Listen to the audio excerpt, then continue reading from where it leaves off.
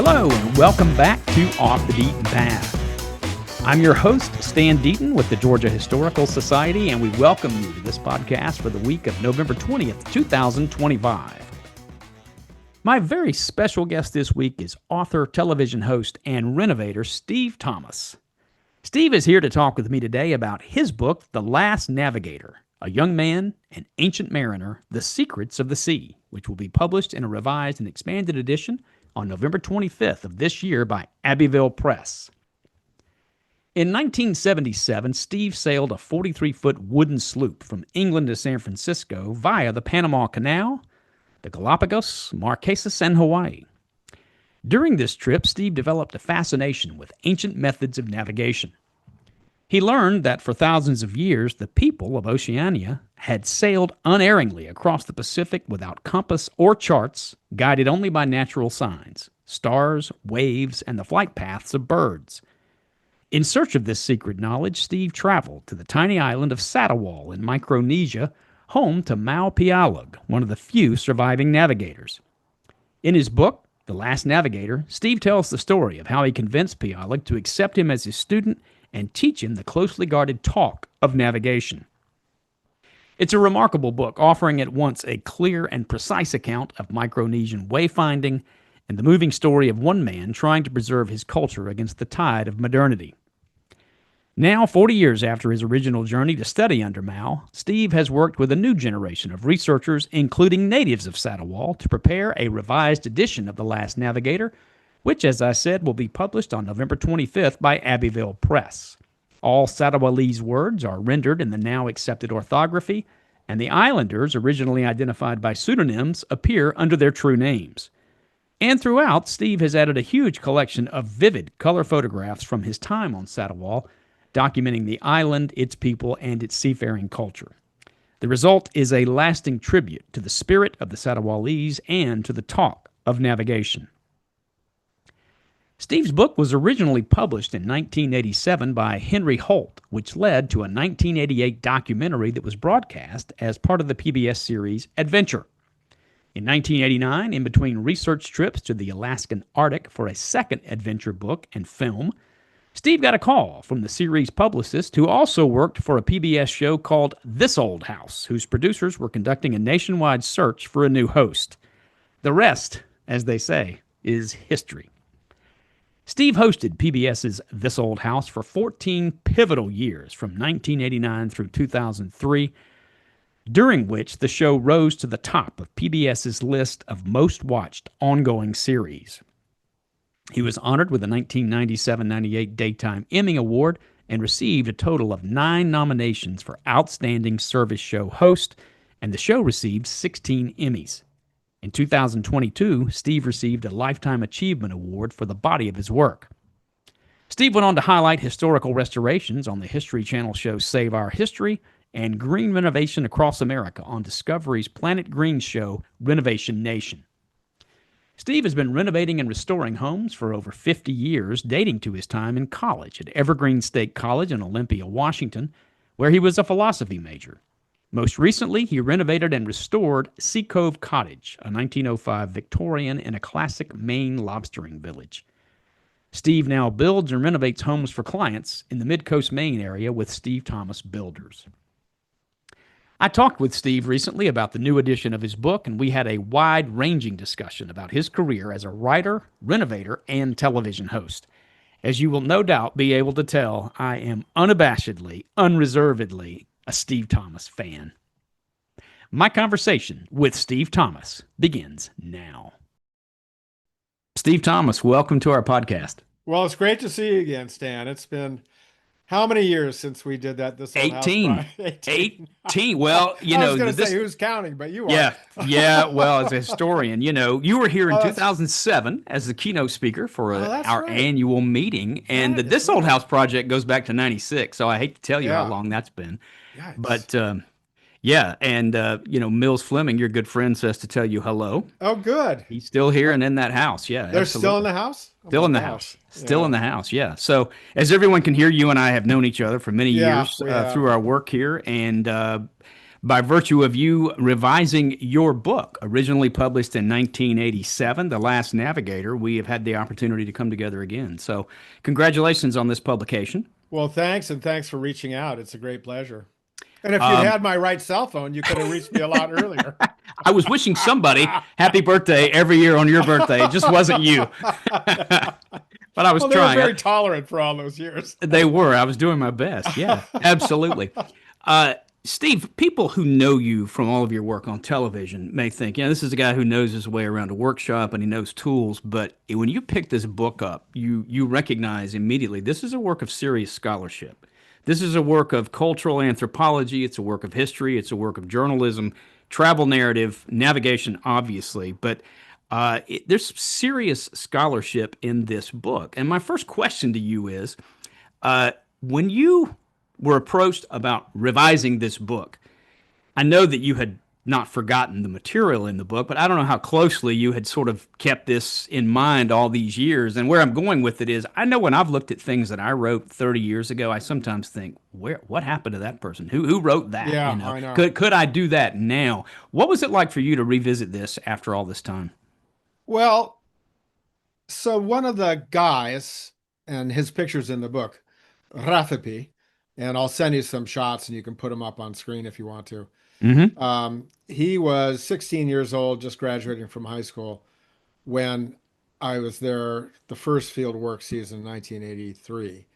And very, very bright kid, very interested in traditional culture, navigation, navigational lore, magic, magical lore, boat building, every aspect of traditional Micronesian culture that was complete and whole and self-contained in and of itself. And he, we stayed in touch all these years. You know, the Micronesia, Federated States of Micronesia signed a compact of free association with the United States. They, in fact, voted on it the first year I was out there in 1983. So they were actually casting ballots.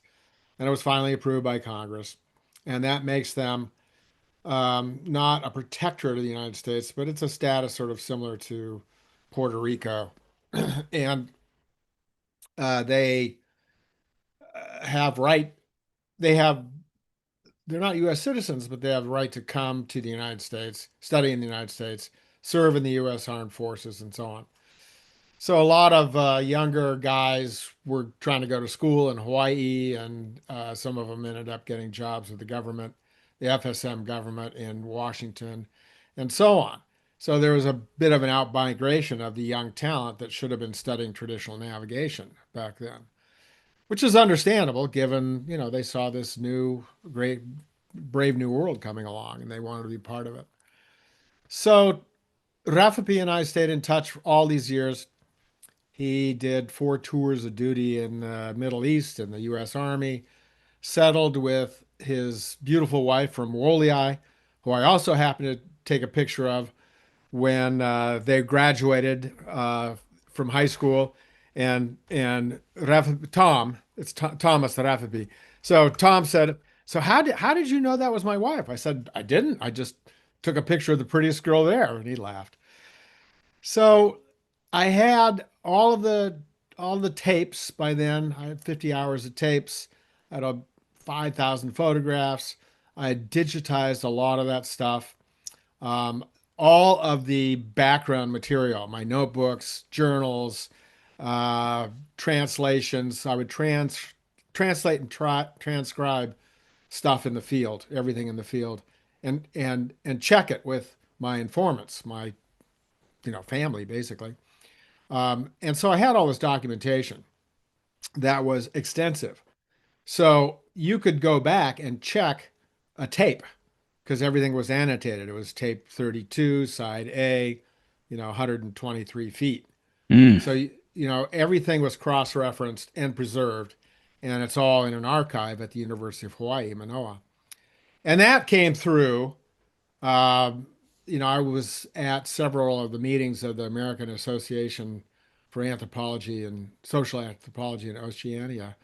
And one of my sponsors, Ben Finney, who is the head of the anthropology at um, University of Hawaii, said you have to put all of the stuff in an archive, and ours is the one to put it in. So, it's all been preserved. I knew at the time in 1983, 84 that all of this stuff I was collecting on tape, I type out my notes every night. I had extensive photographs, 5,000 photographs on land, on sea. They're in the book, so Hmm. we Hmm. mined the cream of the cream for the photographs in the book. But all these guys are dead.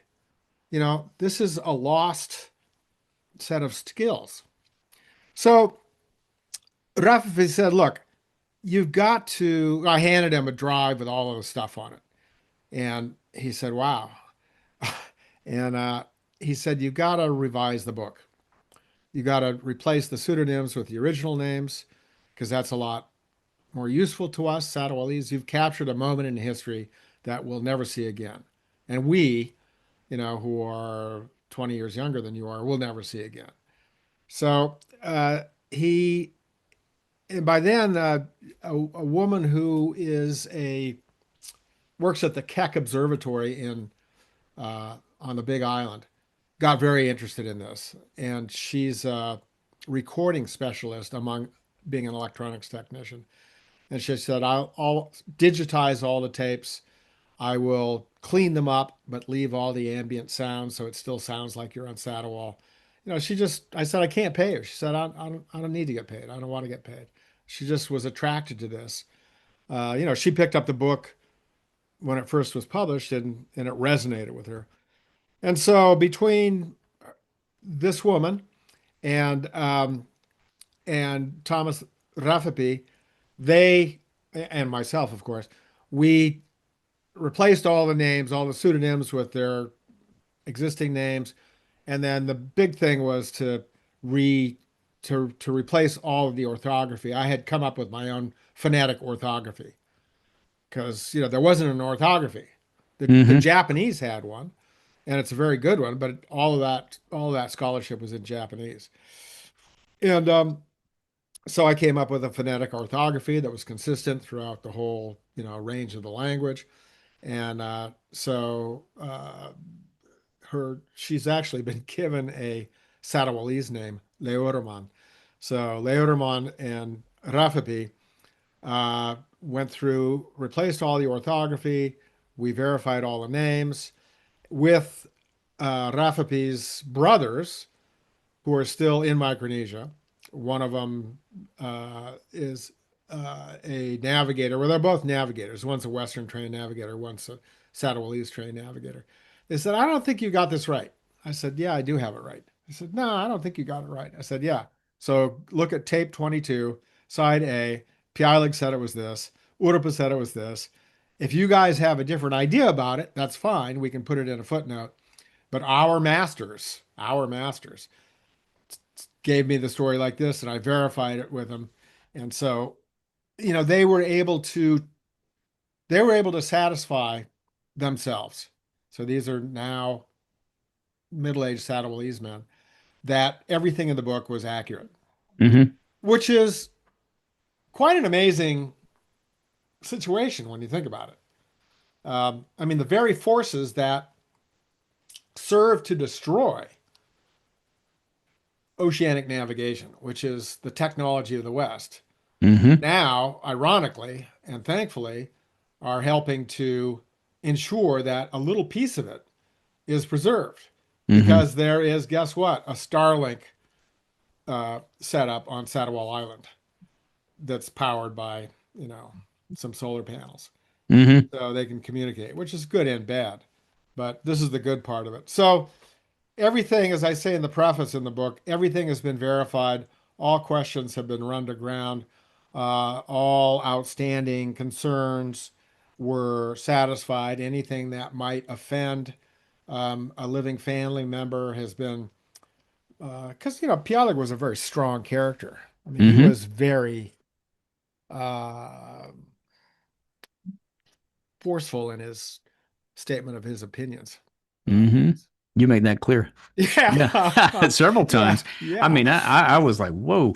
Uh, So and all of that, I mean, he yeah, said some things in the original that, history doesn't need to. We yeah, know that there was rivalry. We know he was angry. We know he was drunk.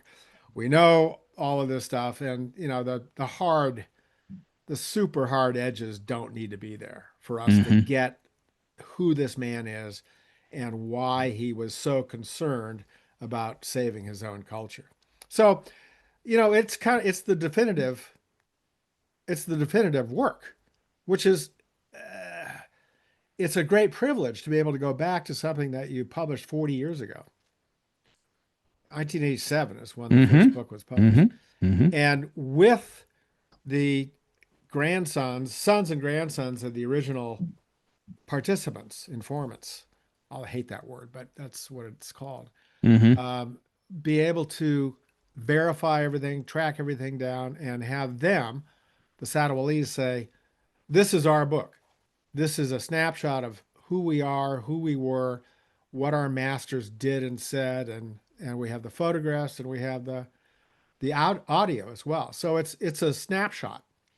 I mean, it's a major snapshot. Yeah. And it must have been daunting. I mean, the idea of going back. I mean, presumably you thought this was a chapter long ago closed in your I life. did. Yeah. Yeah. I mean, A certainly, lot I'm of it was sure. painful, Oh, yeah. Yeah. Sure. going back and who was that? Like you said before, who was that guy? Yeah. You know, Yeah. Did how you did I reckon? do that? Yeah. Did you reckon? So you had that same feeling. Oh yeah. It's like, Yeah. I can't believe I did this. hmm So And so, it's an yeah. incredible privilege hmm to just in terms of life. Have I ever made any money on the book? No. Has it cost me a lot of money? Yes. hmm What's the experience worth? It's invaluable.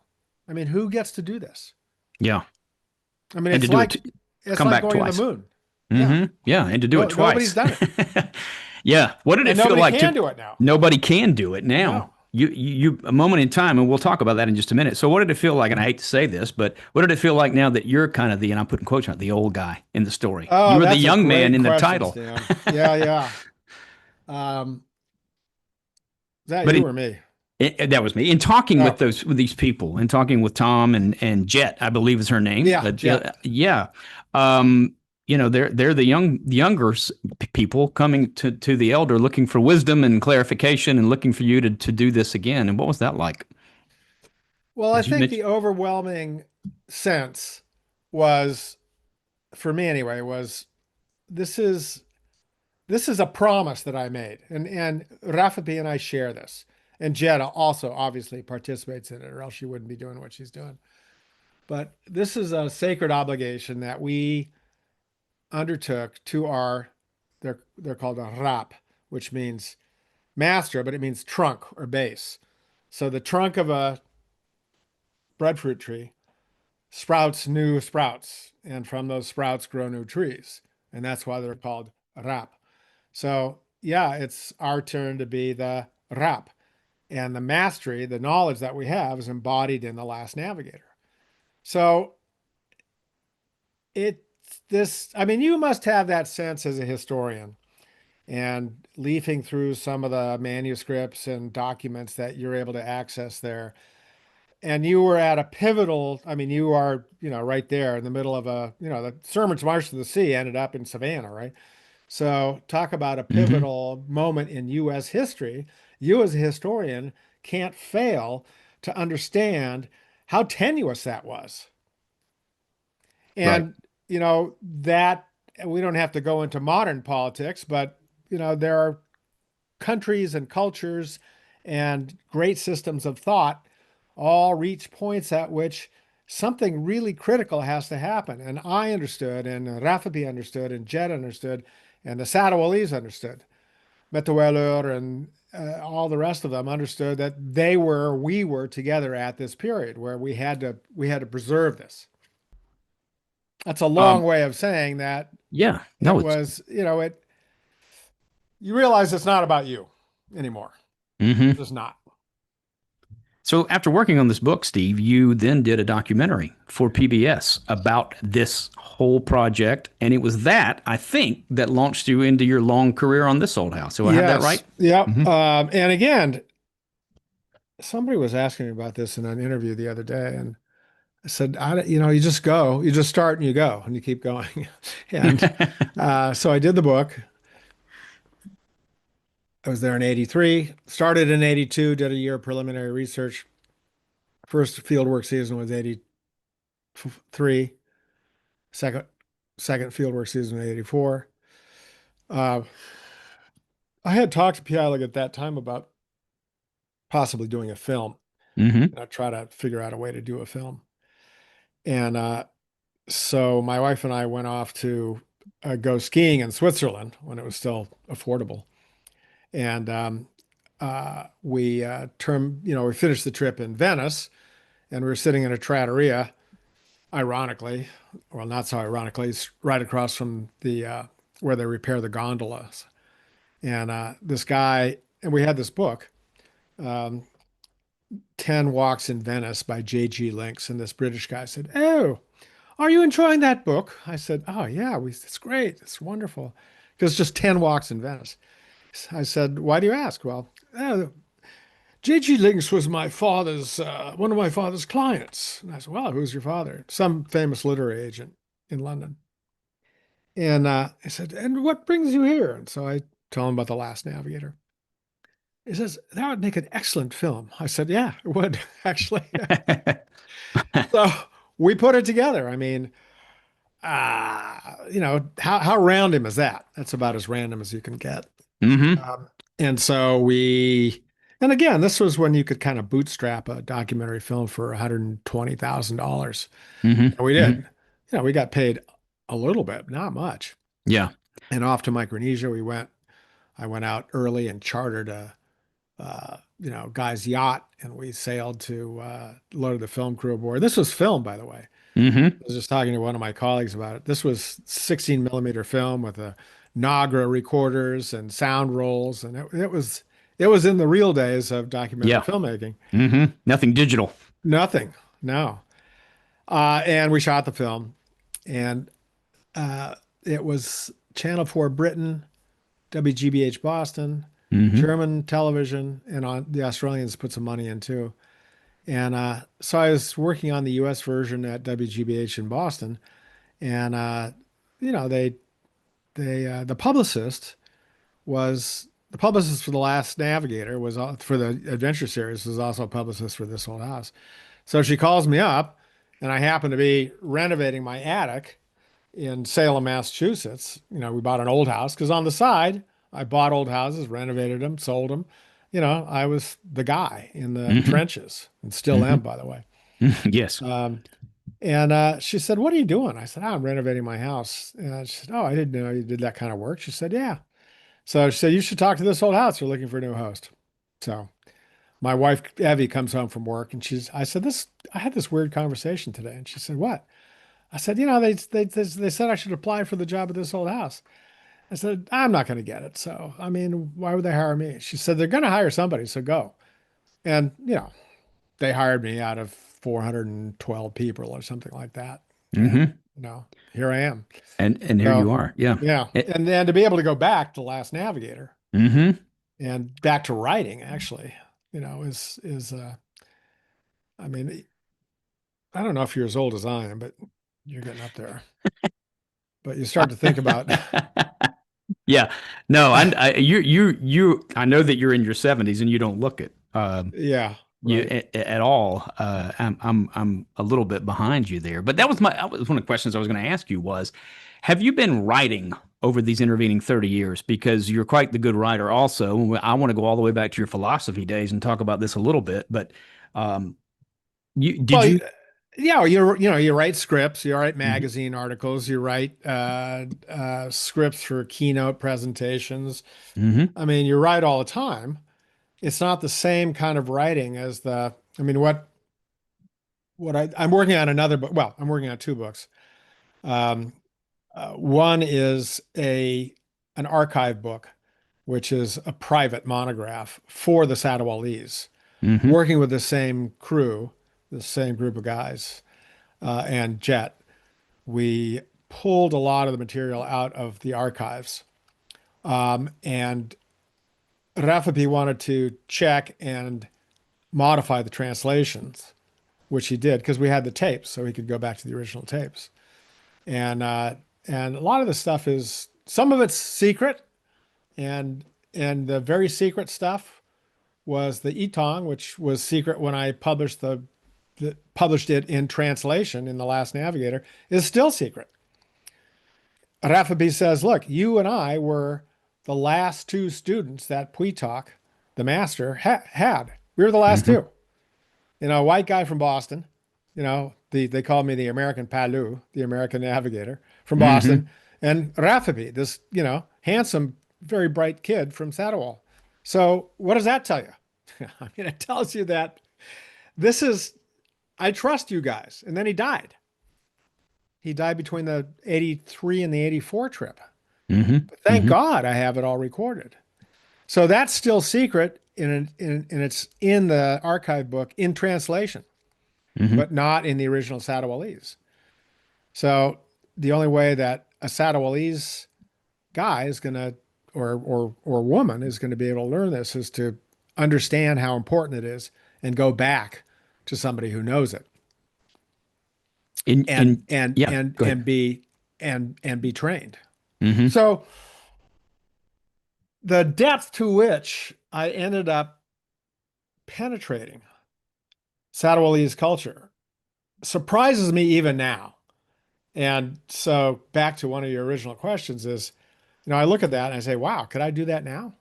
I mean, you know, I mean, am I capable of, I mean, who did that? Who wrote that book? Was that Yeah, me? You know? right. Who was that guy? Yeah. Yeah. And is he still there? Is he Right? still, yeah, well, that's it. You know, is Is he he still still there? there? Yeah. Yeah. Did you originally write the book out longhand? Did you type it No, out, your manuscript? no, it was, well, so in the field, I had a, you know, a portable typewriter, Hmm. which Continental Airlines lost, unfortunately, but maybe it was just as well. You know, it there's a expression in Satawal is "si puoi ligatina," we will let it go.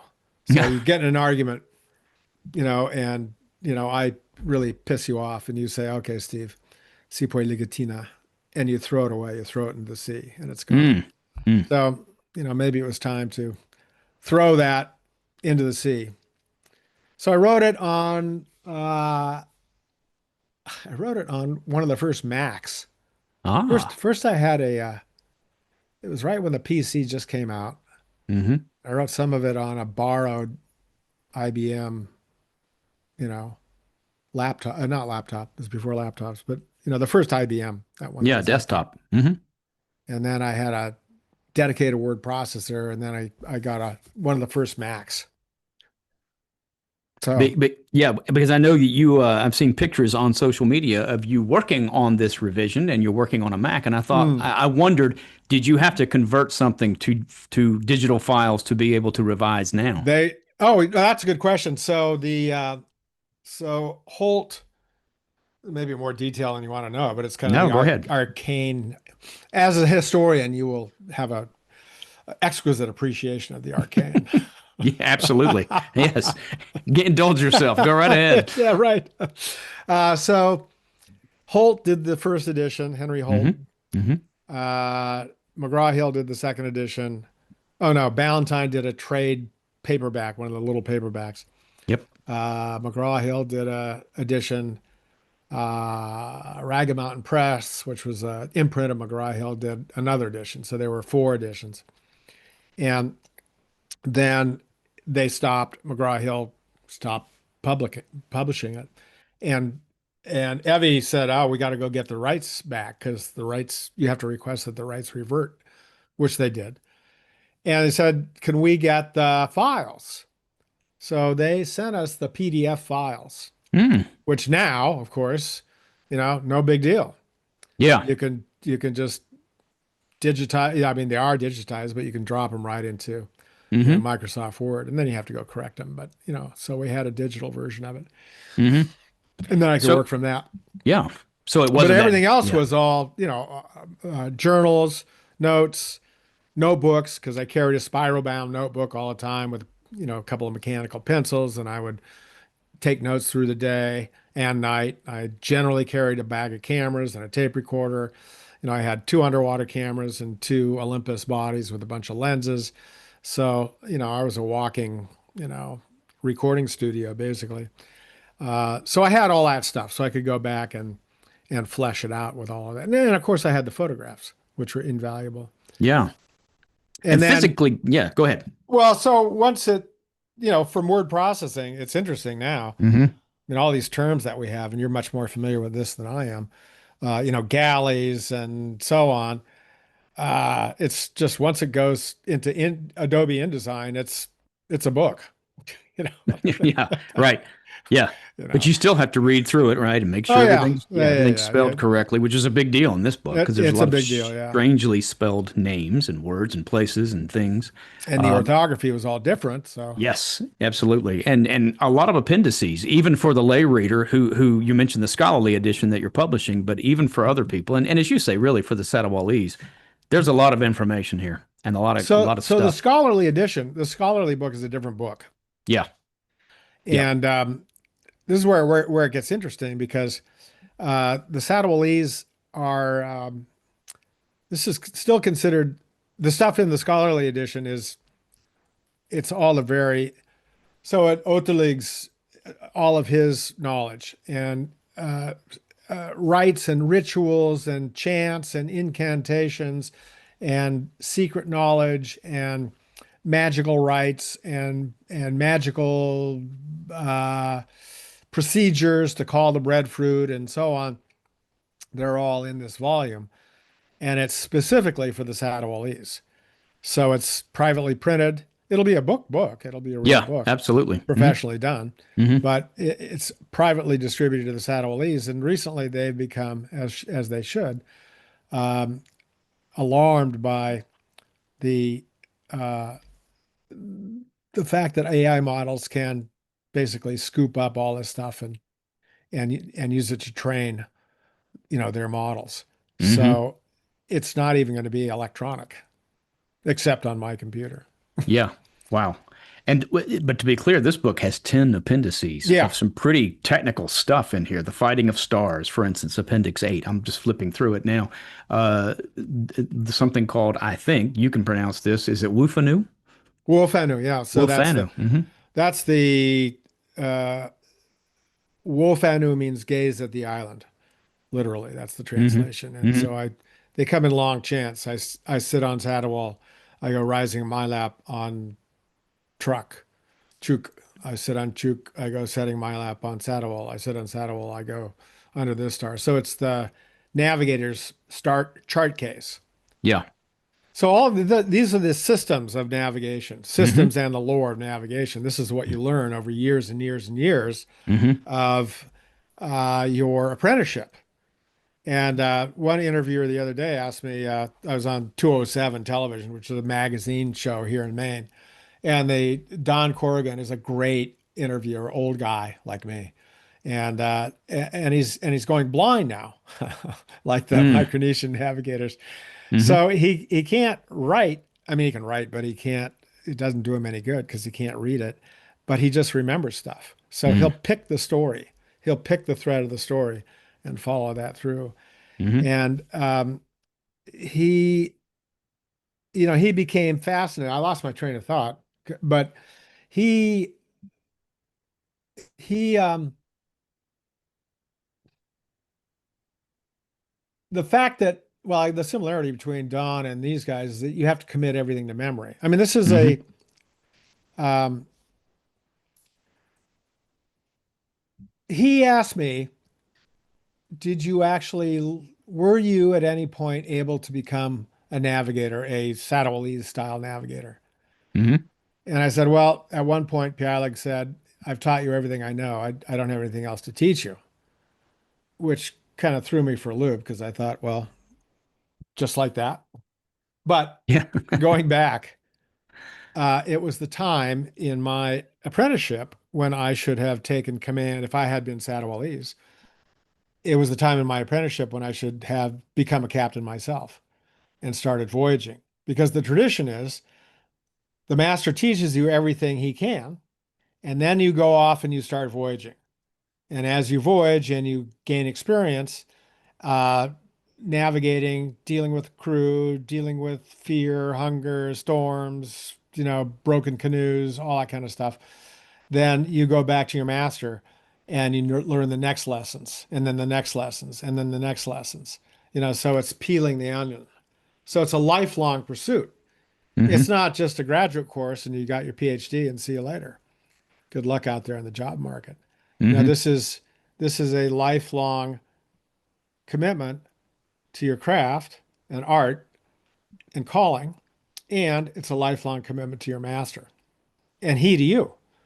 There is a I had learned this chant because I wanted to say goodbye to Pialig in some meaningful way, and it's the way I ended the book. It's a chant for when a young student leaves his master.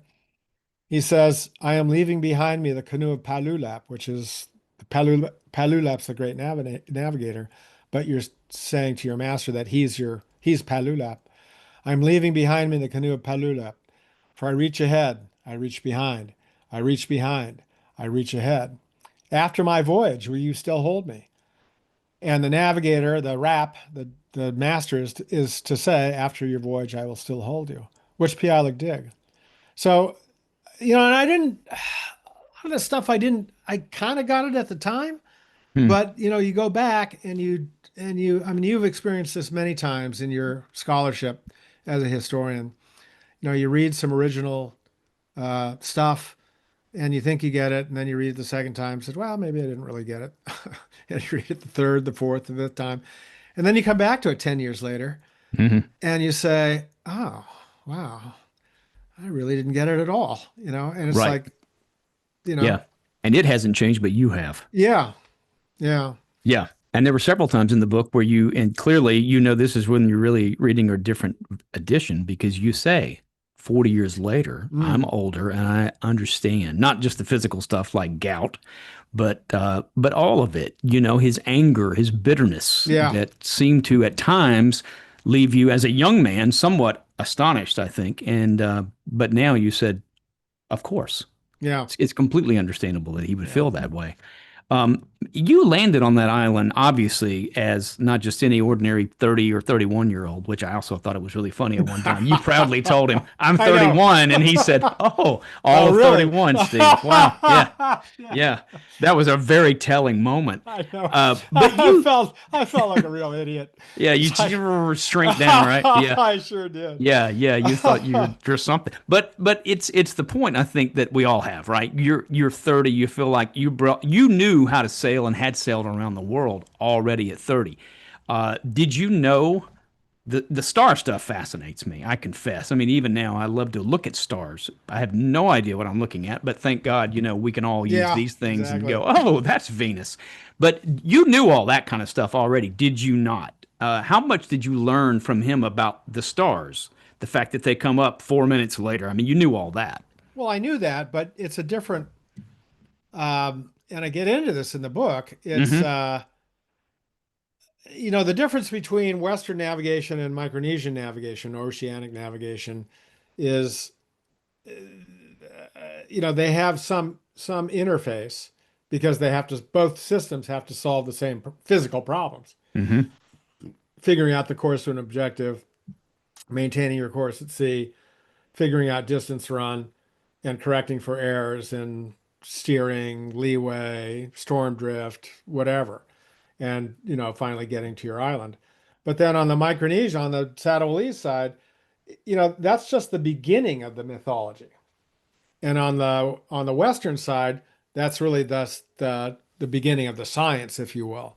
Hmm. So the worldview that my navigation represented, the art of cartography and science of cartography, of instrument making, of timekeeping, of mathematics to be able to calculate, uh, the sea point of very the sea point of.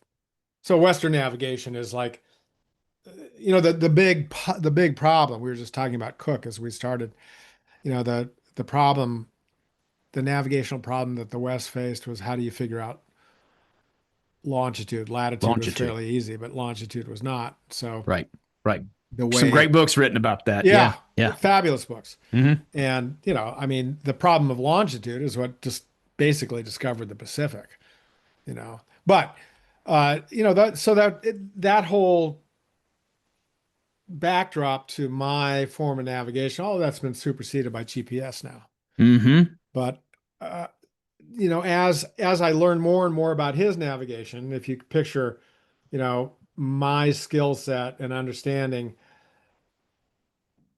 penetrated his worldview. And as it further penetrated his worldview, then I started to see how important the spirits were, the spirits of navigation, and the spirits of the land, and the spirits of the sea. The spirit world was still very much alive when I was there. I mean, Christianity, it was kind of a misunderstanding. The early Catholic Jesuits said just get rid of the bad magic because they could cast spells on people and you know and blow up their canoes at sea.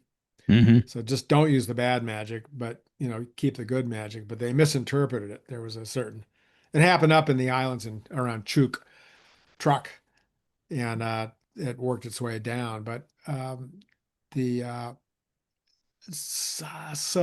there was a question in there somewhere. The further I got into it, the more I understood that.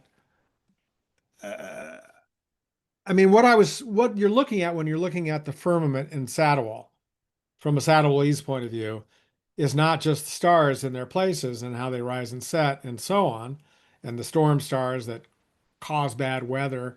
It's the whole Satawalese worldview, which Hmm. is so radically different than than a Western worldview, a Western rationalist, materialist worldview. Hmm. So that's a really long way of saying that, the more I learned, the more I got out of my comfort zone as a Westerner. Hmm.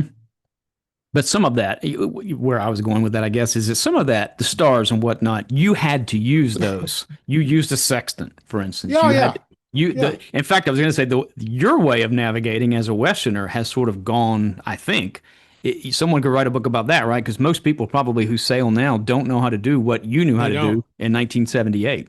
Well, the guy who wrote the foreword, David Barry, wrote, I don't know if you've read it, Yeah. but he Oh, wrote yeah. Absolutely. Yeah. Sextant. It's a fabulous book. Yeah. Yeah. Really a great book. Mm-hmm. And then he Mm-hmm. wrote Super Navigators, which is about animal navigation. I made contact with David because I was looking at the pictures in his book. I read it twice, so I was most of the way through the second read, and I noticed that he had the same sextant that I do, which was an early East German Zeiss that I bought in London in probably 1970, I don't know, the 70s. Mm. And so I wrote him and I said, "Hey, Steve Thomas here, Last Navigator, this old house, so on and so forth. You know, really loved your book.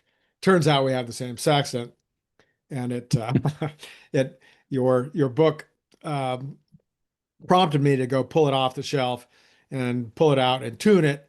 And then I had to go online and find sextant oil. And so I would caution you to be careful about your Google search when you look for sextant oil, because you'll come up with something else." And he got right back to me. He said, "Oh, that's hilarious. And, Yeah.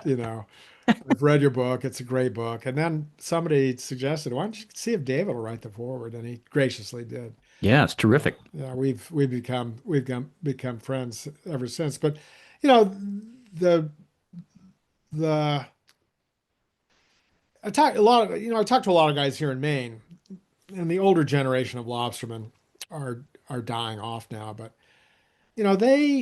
their way of navigating, yes, it was dead reckoning and it was Western navigation, but they were much more attuned to sea signs and what the sea and the wind and the land and the smells could tell them than I think we are currently. Hmm. Excuse me. I mean, you know, we've become video game jockeys basically. Yeah, yeah, and GPS has changed everything, hasn't it? Yeah. I mean, part of this book is the fact that you were sailing with Mal, and there were a couple of times with you said we didn't know where we were, No. which would never happen. I mean, And he eventually asked you to use your sextant at one point on one of those long He did, trips. yeah. Yeah. But yeah, the other thing is, I think it's really interesting, Steve, because right before I read your book, I read this new biography of Robert Louis Stevenson. And you probably know, he died in Samoa, he's buried Oh there, yeah. spent the last 4 years of his life. So he had great respect for their culture. He died in 1894 at a time when imperialism was, of course, on the rise. And he sailed among many of the islands that you mentioned, and he had a great respect for that. But he also just talked about, most people have no idea how vast the Pacific Ocean is, right? It's huge, so what you and Mao were able to do, sailing without instruments across this open sea, and for our listeners, we haven't even really talked about how this worked, using stars and animal or birds and waves, I guess. And they really need to read the book to sort of really understand it because it's much more complicated than that.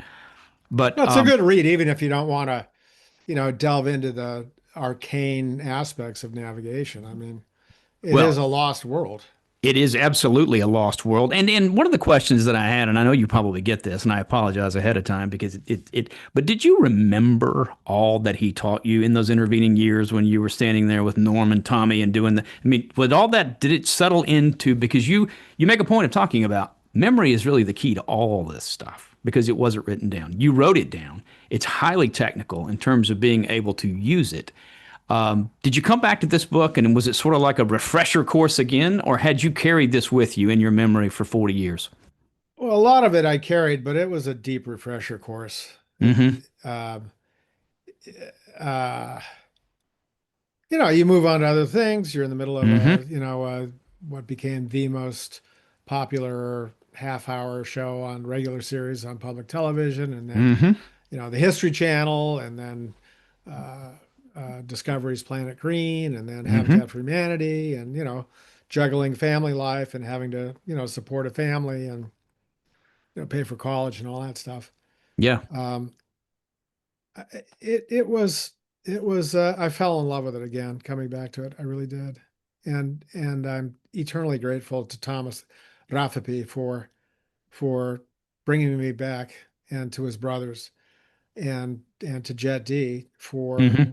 saying, look, you can't. I mean, they, in their own way, they said, look, you can't just ignore this now.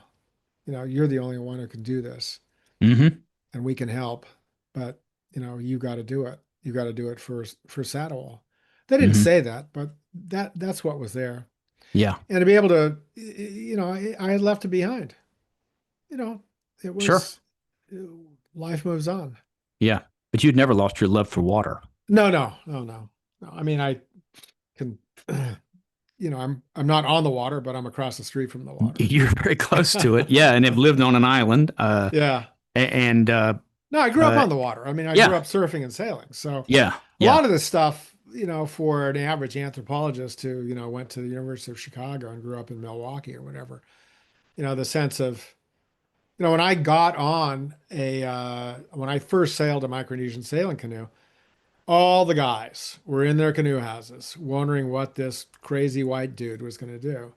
And I was like, yeah, I know how to sail one of these. I'd never sailed one before, but it's just a sailboat.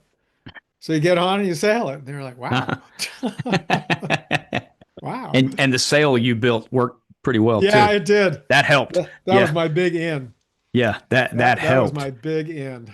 One of the questions that I know you dealt with this a little bit in your book, is what we call today, we refer to as cultural appropriation, right? You just said it. You're a white guy from America. You're coming down there. You were accepted pretty quickly by Mao. You were really worried about that there would be questions about what's your motivation here? Are you down here to steal knowledge from us to Yeah. profit off of it? And you deal with some of this in your book with some very edgy confrontations between natives on one island or another and you.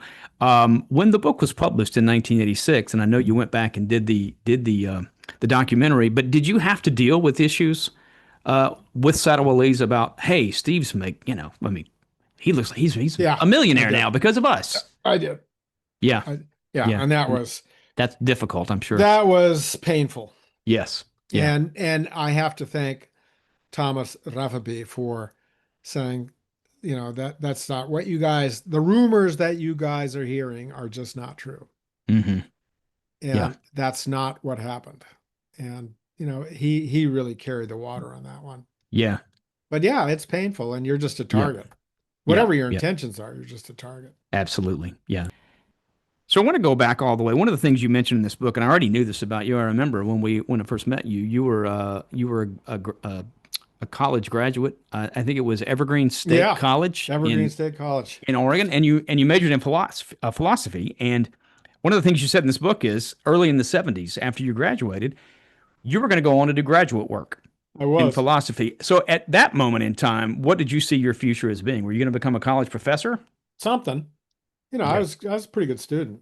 Yeah. And my mentor, who's now dead, said, you're not going to ever get a job with a philosophy PhD. So what else do you want to do? I said, Hmm. well, I want to go sailing. He said, good, then do that. Get out of here. Yeah. And that's what I did.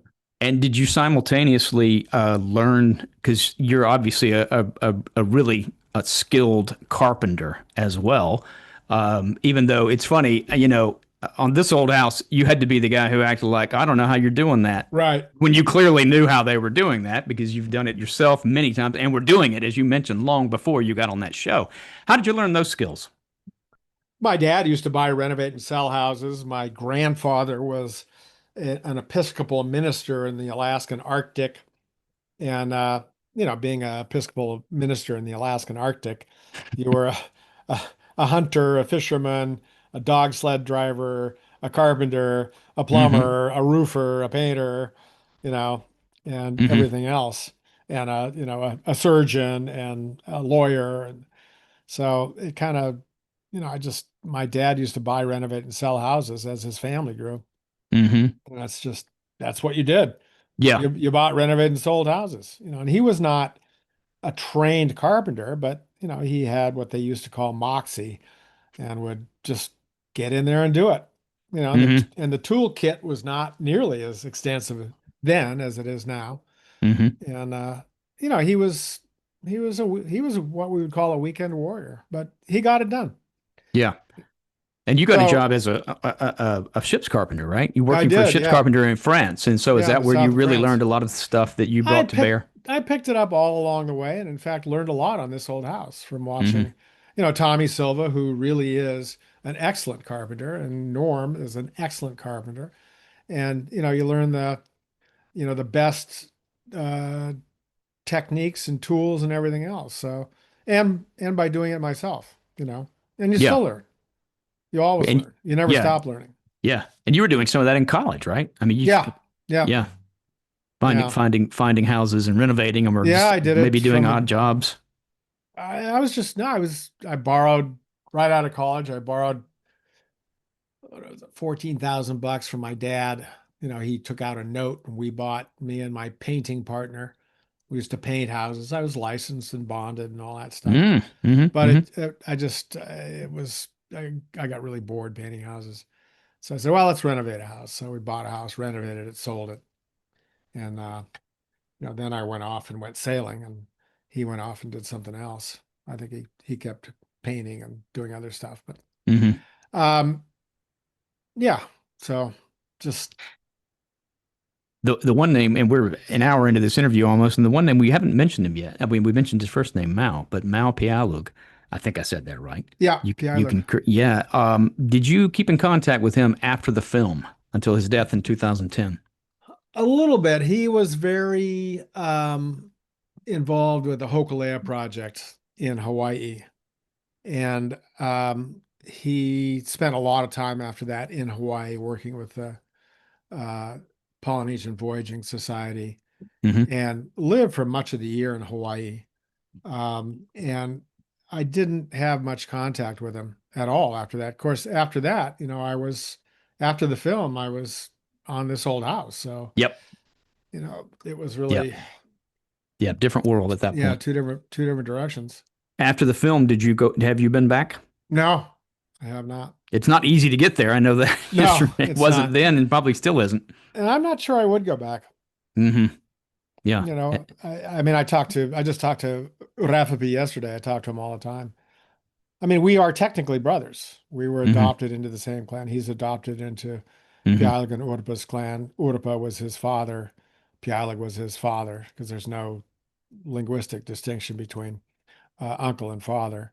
Hmm. And I was adopted into the clan too. And we take that seriously. Yeah. Tom and I take that seriously. And so I was just talking to him yesterday, and yeah, he said, "Yeah, I don't think you'd like it. I don't, I don't think you want to go back." It must have changed tremendously since Yeah, 1987 or so. yeah. I mean, Yeah. they've got yeah. They I had the mean, internet. yeah. Well, that's a huge. A lot of the guys have been off to wherever, Hawaii, Hmm. Guam, yeah, LA, and elsewhere. I mean, you can't. The Westernization is a force that can't be stopped. Hmm. And I know in your But book, yeah, go ahead. he's with this archive book. What I've seen happen to Rafapi in the 10 years that I've been back in touch with him, since he got out of the army, is assuming his place as a teacher in his own Arab, in his own culture. He would Hmm. not accept that characterization of him because he's too modest, but he is, and he takes that responsibility very seriously. That he is now the one with the knowledge, who is the steward of the knowledge.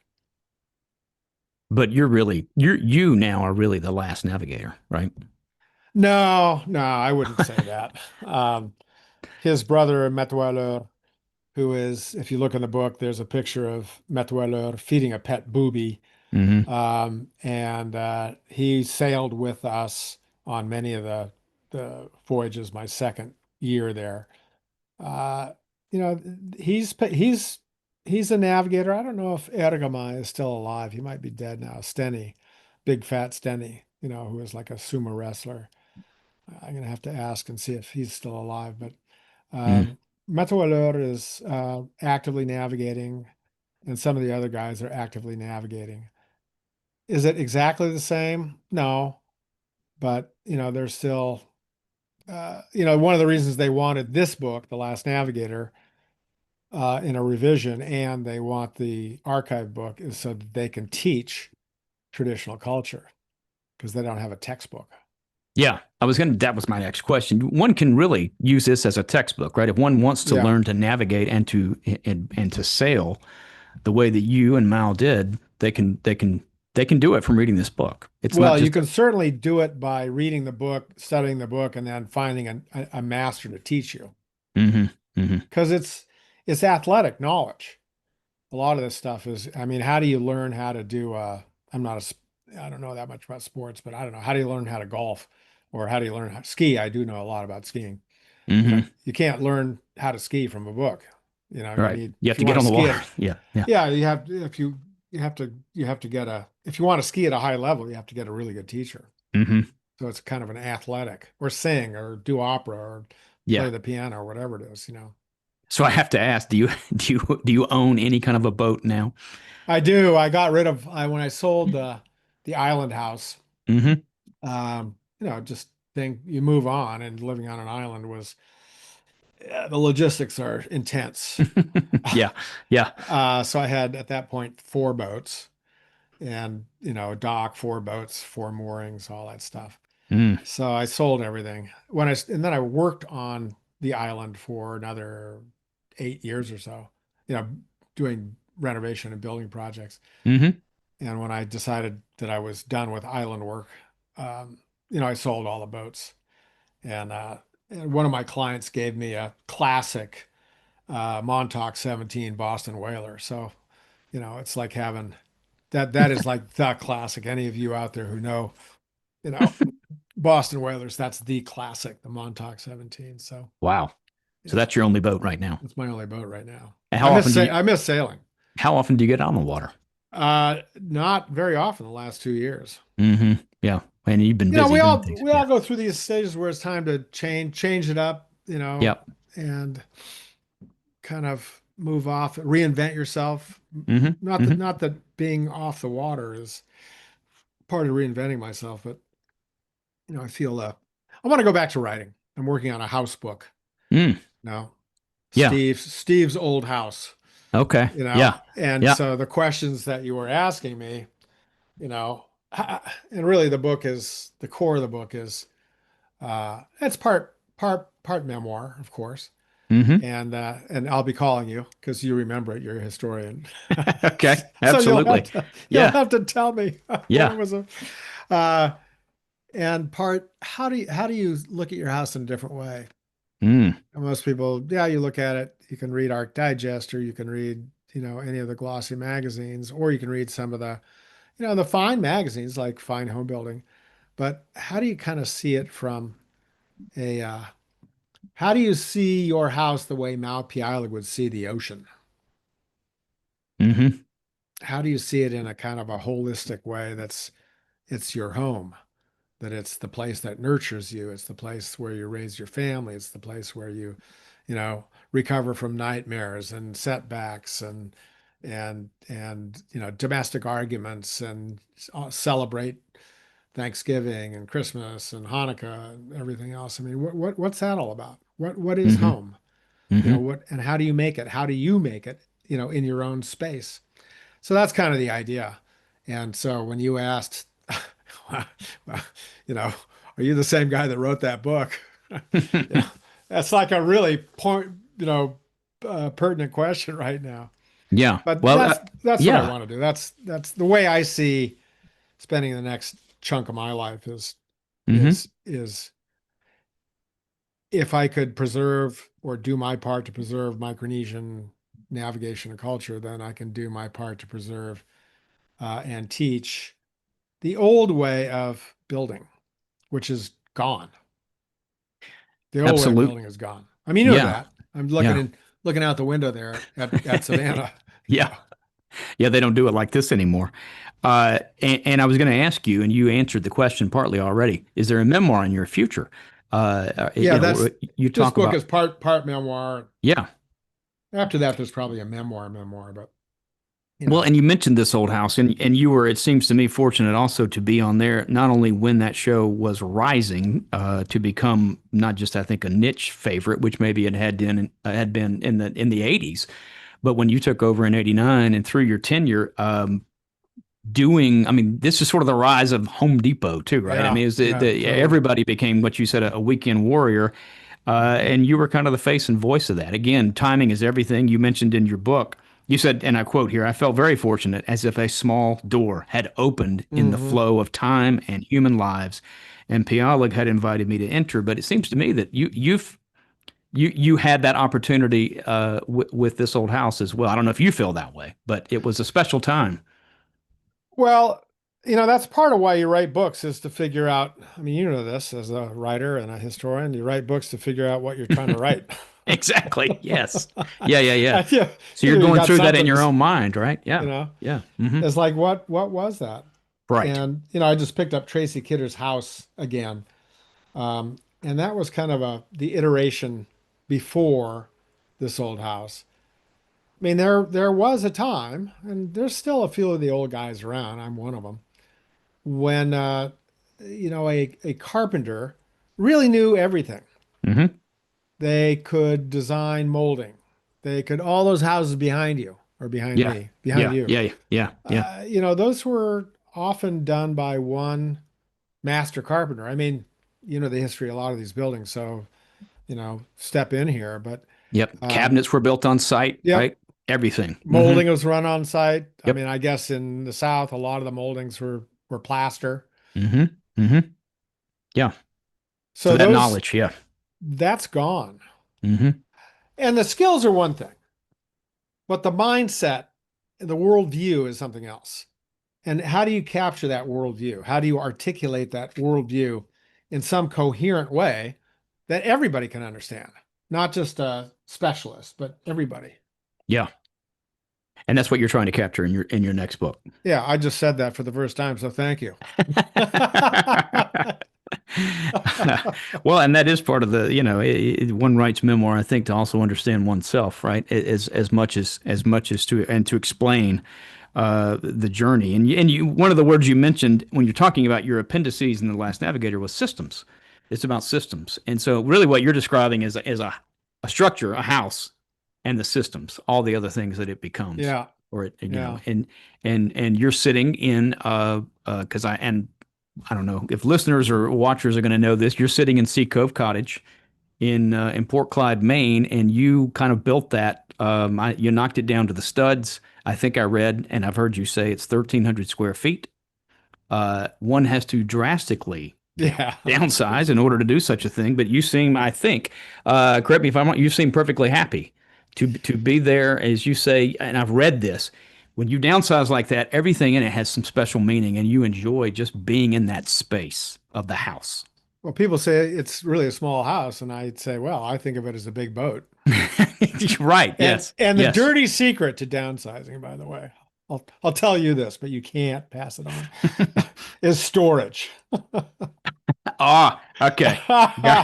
Yeah, that's okay. So that's the part you don't tell. That's the dirty secret. Yeah. That's the part you don't tell, right? You get a Yeah, but my storage. my fall project is to go through storage and also Hmm. to go through my shop, downsize my shop and downsize my, I was rigged up to be able to run two crews simultaneously in terms Yeah. of tools and Yep. stuff. Yep. Which you are And still doing, by the way. You're still heavily involved in renovation and things and building. And I know you take on special projects there in Maine I do. that are Yeah. usually very yeah, I mean you've built.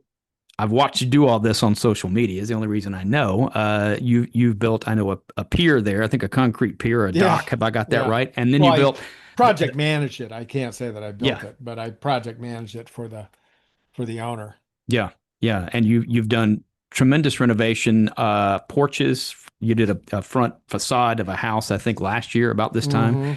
Hmm. It's been and you pick and choose what you want to do, I assume. No. Well, you need a really good client. And I had a really good client who, Hmm. wanted the work done and also understood that doing that level of craftsmanship took time and money. So, Yeah, yeah. And does the Sea Cove Cottage? You built that to sort of with sustainable materials. Has that worked out for you now? You've been in it what, probably 10 years or more? yeah, I And think it's been about that. I think we bought it in 12 or something, 12 hmm maybe. Moved in hmm here in 13. It's a historic house. It's Yep, 1905 yep, yep. as far as I can tell. Hmm. And it was well built to begin with. So, and it was kind of maintained, Hmm. um, in the main way. But Yeah. it needed, every 100 years or so, these old houses, and you know this very well from your work, need somebody to come along and put a big slug of money and work into them. And I bought it. I wasn't going to do a big renovation. I ended up doing a total gut rehab. Kept the exterior exactly the same. Window placement exactly the same. Fenestration and muntin patterns. They had an odd muntin pattern, as you can see from the photos. So I kept all that because it was part of the character of the house. I Hmm. had some old photographs, so I was able to restore the porch back to its original. It wasn't that complicated. It wasn't a big fancy mansion. Um, so I did a restoration renovation, kept the interior spaces pretty much intact, opened up the kitchen, put a modern kitchen in, modern heating and Hmm. cooling systems, Hmm. all that modern weatherproofing and uh, weather resistant barrier and insulation and so on. And just really treated it. I've written about it in magazine articles, but Hmm. when Hmm. it's a small space and it's in your face all the time, you really have to use the highest quality materials, the highest quality workmanship, and you can afford to splurge on the details, on the hardware, on the kitchen appliances, and of course, I could go off and get my favored nation status deal from all my suppliers and stuff, get the good pricing, but still The friends and family discount. the friends and family discount. Yeah, yeah. But I love the house. Hmm. It's a great house. It's really a great house. It's a real sweetheart of a house. And there's a bunch of pictures of it online.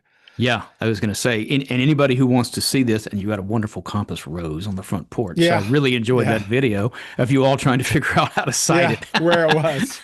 Yeah. Yeah, which way, where it was Where exactly. north But was. yep, Because any, yeah, one of the things that a iPhone won't do is give you the, give you the, I wanted true. And when I put it when we tried to place the compass hmm rose, as soon as you put the iPhone under the roof of the porch, it didn't, you know, didn't read the signals. So yeah. Yeah, you had compasses out there. You yeah, had we had three everything out there. iPhones. Yeah. Didn't you just finally just put it down? But anybody who Yeah. wants to see any of this can go to YouTube and type in Steve Thomas Sea Cove Cottage and watch some fabulous Yeah. videos of you doing things to this house and the meticulous care that you took in putting this back together the way that you wanted to do it. So you don't have to paint it every year, right? Yeah. No, no. Yeah, yeah, Um, it's, when I did it, I did it having learned a lot over the yep, years. hmm So, and that's another thing this book will be about is where to spend your money. And yeah, part of being comfortable in a house and loving a house is that it's not a mouth that you have to constantly feed, you know. I mean, if you want to own a Ferrari, that's fine, but are you going to use it as your daily driver and hmm have to maintain it to a hmm high standard? And if you're just a normal human being like me or you, and you want to live in a place that's really comfortable, then it better be kind of not maintenance free, but predictable maintenance. hmm And that's workmanship. I mean, we can get into that when I write the book. You'll have me yeah. back on, I hope. Absolutely. Well, I was going to say, so how many, and this is a question that I always ask writers, but so how do you have a writing system? Do you work so many hours a day on this? Are you putting in, is that what your major time is spent on right now? Well, right now my major time is spent Yeah, publicizing The Last Navigator because its pub date of is the course. 24th, I think. November 25th, I think. Yeah, that's what Is it Amazon 25th? said. Yep. Okay, there you go. Yeah. They must know. So that's mostly what I'm doing right now, and finishing up, a couple of minor projects and getting hmm ready for winter Yeah. here. Which is a big deal. Yeah. Yeah, Yeah. And so I have to ask because one of the things you did on and renovation. finishing up the archive book. Yeah. That's a big project. Yep. Yep. So that's just gone into design. One of the great projects you did and was documented on television also was building your barn out on the Oh island. yeah, And was it which was done, it's a timber frame barn and it's a great two-part episode that came on about that. Was that difficult to let go of, or did you was like, well, project's over, let's move on? that was difficult to let go of. Yeah. What's interesting, Stan, is that the my wife says, and I agree with her. The building difficult to let go of? Yeah, but you miss the building, but you miss the time in your life because it's a different chapter in your life. Right. And I think one of the arts of living, not that I've mastered it, but at least I'm aware that it's there to be mastered, hmm um, is knowing when to, change it up, when to, when it's time to make the next evolution in your life, you know, because you Yeah. have to get rid of stuff to be able to do new stuff. You hmm have to clear your calendar to take on new dates and new. I have a friend who was a sports coach. He would coach the Dallas Cowboys, and he was one of these guys who could coach golfers and football players and basketball players out of the yips. And he would say I can't remember what his time. His time was like every 10,000 hours, you need to change it up, do something different. So you're Yeah. fresh. Yep. So you stay engaged hmm and interested and you're always learning, always curious, always learning. I mean, if it's just rote, then you get lazy, intellectually lazy.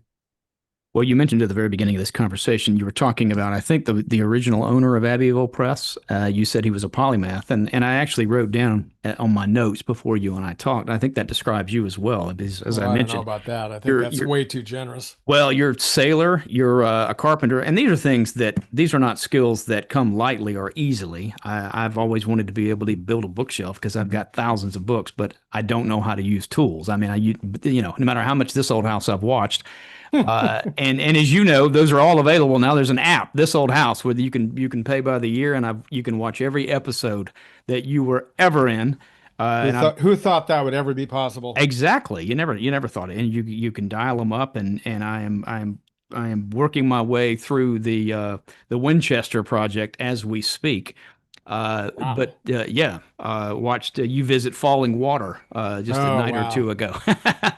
What But a masterwork that was. yeah, it Or was. is. But I'm saying all that, and I'm a little bit of a fanboy here, and you know that. But I mean, you've been able to do across a career, the navigation part of it, the documentarian part of it, the being on television, but also taking those skills and being a carpenter and a builder and a renovator, and a writer.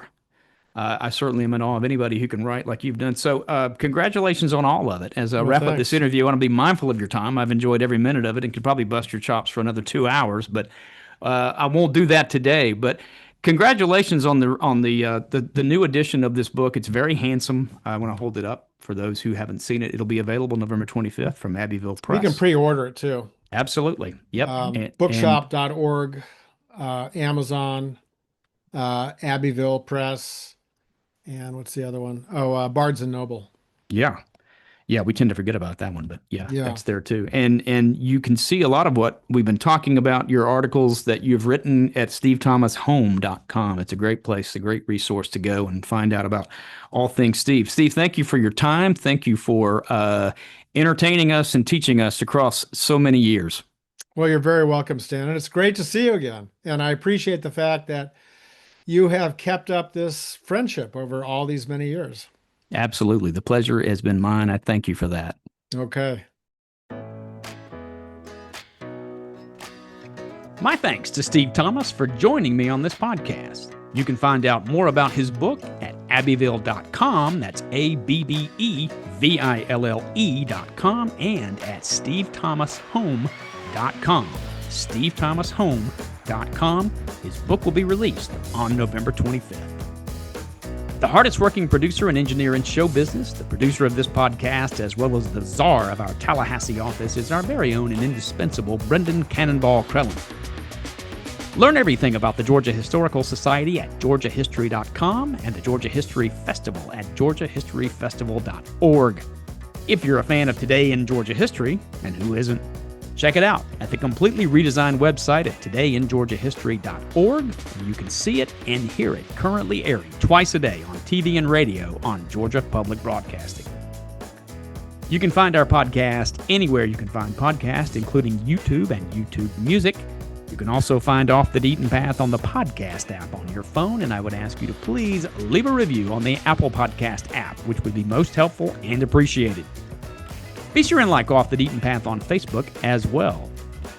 You can also treat yourself to every podcast, every blog, and every dispatch from Off the Beaten Path at deatonpath.georgiahistory.com. Stay safe, stay strong. I'm Stan Deaton with the Georgia Historical Society. As always, thank you for listening.